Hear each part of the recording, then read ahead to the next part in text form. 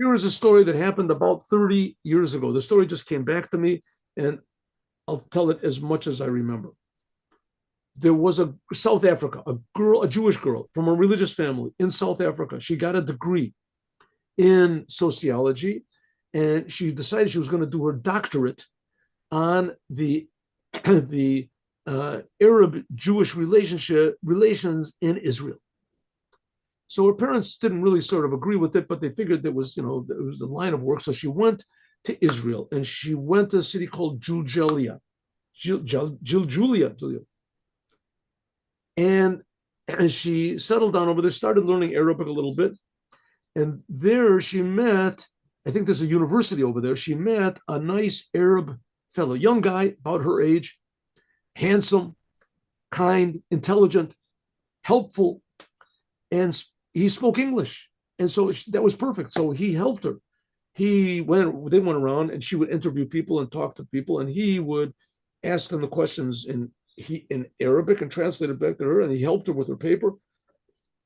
And she finished her paper, and she handed it in, very nice. But the relationship between her and this Arab fellow eventually developed into something more personal, and they decided that they wanted to get married. And the parents were totally beside themselves. They didn't know what to do.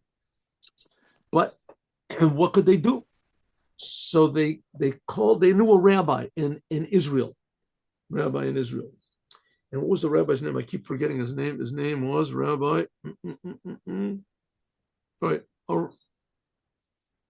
I even have his picture in my mind. I know him. Anyway, so she called him up, and he called up the Rebbe and asked what they should do. What they should do. She's married to an Arab.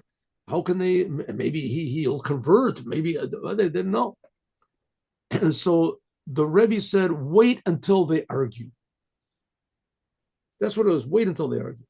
So meanwhile, the parents and her, they had this sort of, relationship. She would call her parents like, once a month or once a week, or whatever it was. So they kept contact with her, even though she knew that they were totally against this marriage, and they knew that she knew, but nevertheless, they, how do you say, pretended as that, it's okay, and we accept them. Okay. And sure enough, after she gave birth to two children and the third child was on the way, she was pregnant, they got a call from her. And she was calling from a phone booth in the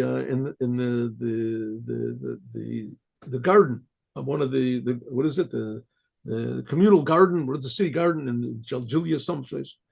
And she called up and she said that her husband beat her, and that he, in fact, after the first child was born, he started to become very cruel and very distant. And he was demanding that she change her religion, making all sorts of demands on her, and that she never dreamed he just became a different person. She didn't know what to do. And so what she wanted to get out of it. So just like the Rebbe said, so they decided the best thing was that she should go back to him and pretend like everything was okay and do everything that he asked and be very friendly and very this, and start seeing things his way and give birth to the child. And then after she gave birth to the child, she would say to him that she wants a little rest. She wants to take the children to her parents in Israel. Rabbi Grossman, that's who it was, Rabbi Grossman. Rabbi Grossman from Migdal Emek. And that's what happened. Exactly what it was. She gave birth to the third child, and about a month after or whatever, she said that she needed a break and she wanted to go and visit her parents. He didn't suspect anything. She went to her parents, and they immediately whisked her away in South Africa. And they whisked her away to some place, and they became separated, eventually got a divorce, whatever it was.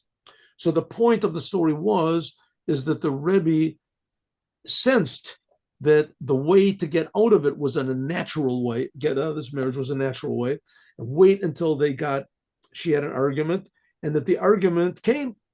And that because of that, the other advice that they followed is that it enabled her to be free from this undesirable situation. And this is a story which I think is relevant to all of us, because all of us are connected to undesirable attitudes and desires and values that we thought in the beginning were really good. And suddenly we realize, no, it just brings us to maybe become depressed and to be angry at this. So the idea is to divorce ourselves from our bad character traits and bad attitudes and bad paradigms. And God provides the rest. God provides the time, when to do it and how to do it, but certainly it will be done. And that's the idea of the Mashiach, separating us from all negative things in the world and bringing a true redemption for all the Jewish people. Have a good day with Mashiach. Now, see you all, God willing, tomorrow, 8 o'clock.